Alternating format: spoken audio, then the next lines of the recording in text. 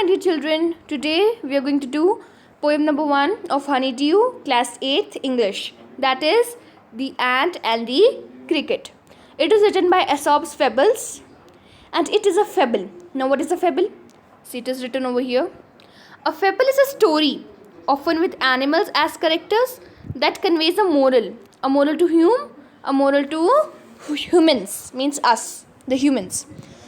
Right? And yes, it is a fable as it has animals as characters. The ant and the cricket, both are the animals. Right? And after understanding the poem, then only we'll able to understand that what is the moral or the message that the poet is conveying to the humans. Right? Now, children, in this poem, the ant conveys those humans who are very wise, who are very hardworking, and who think for the future, whereas the cricket conveys those humans who are not very wise, very lazy, and they do not think about the future. Okay, now let's get started by understanding the poem. A silly young cricket accustomed to sing. Accustomed means used. The meaning of accustomed is used. A silly young cricket used to sing. Okay, this is the cricket that you can see in the picture.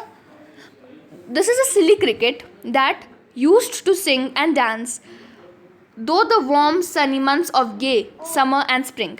Gay, what do you mean by gay? Gay means happy. In the happy summer months of spring, what he did, he just used to sing and dance and accustomed all his time in singing and dancing. Right? And he didn't thought about the future and was very lazy. Right?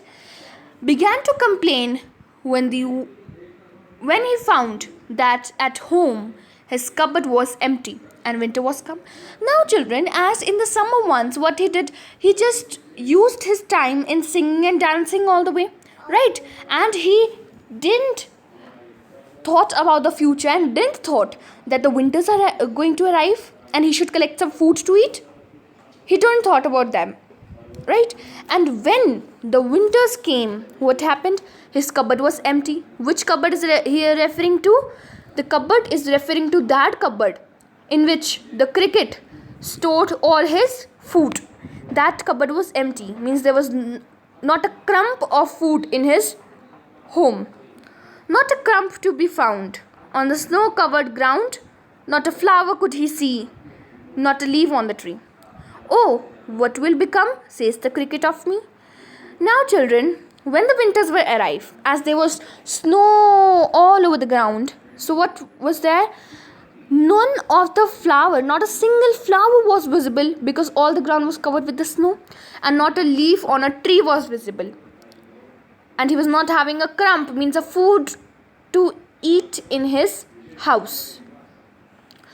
Then at last he says, oh, what will become, says the cricket of me. Now he says that I am not having a bit of food only to eat. So now what will become of me? Now what I'll do? Will I die? Now he's asking that. At last by starvation and famine made bold. Feminine means scarcity of food. So starvation means when there is no food to eat. So we can say that people are starving. Right? So that is known as starvation. As he was not having any food to eat, so we can say that he lived without food all the day and he was starving. We can say like this, he was starving. Right? Why he was starving? Because he was not having a crumb of food to eat and he was having a famine of food, means the scarcity of food. All dripping with wet and trembling with cold, away he set off to a miserly ant to see if to keep him alive he would grant.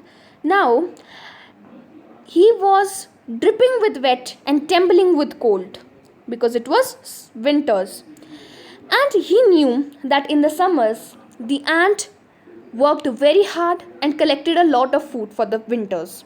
So he thought that as I'm not having food, so I can go to the ant, the miserly ant, and I can just please them a little bit of food, a mouthful of food only, so that they will grant me my life.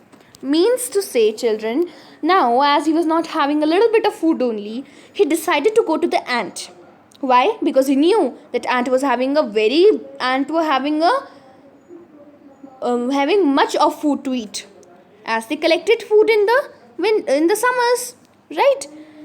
So he's saying that away he set off to a miserly ant, and to see if to keep him alive he would grant. Now he's thinking that I will ask a mouthful of food from the ant, and they will grant me my life, and they will give me a mouthful of food only. Him shelter from rain and a mouthful of grain. He wished only to borrow, he will repay it tomorrow. He must die of starvation and sorrow.